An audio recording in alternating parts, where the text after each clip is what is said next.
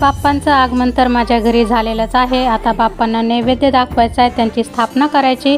तर त्यासाठी सुरुवातीलाच मी स्वयंपाक बनवून घेतला, त्यानंतर पंचामृत बनवलं, त्यानंतर समया तेल वगैरे घालून तयार केल्या आणि आता कलश तयार करत आहे। छान पानं आणि नारळ वगैरे ठेवून कलश तयार करून घेतला। त्यानंतर इथेच आम्ही बाप्पांचं स्थापना करणार आहोत, तर तिथे गव्हाची रास घातली, समयाला पेटवून घेतलं। दरवर्षी सुपारी ठेवून पूजा करते, तर ते पण केलं। त्यानंतर छोटीशा मूर्तीचा अभिषेक करून घेतला, सुरुवातीला स्थापना करून घेतली। त्यानंतर कलश ठेवला, फळं वगैरे आणलेली होती तर ती सर्व ठेवली आणि त्यानंतर बाप्पांना जानवं घातलं, फुलांचा हार घातला, हळदी कुंकू गुलाल अक्षदा वगैरे सर्व छान असं वाहून घेतलं आणि सर्वांनी एकत्रित मिळून बाप्पांची आरती वगैरे करून घेतली। तर अशा पद्धतीने आम्ही आमच्या घरी बाप्पांचं स्वागत केलेलं आहे।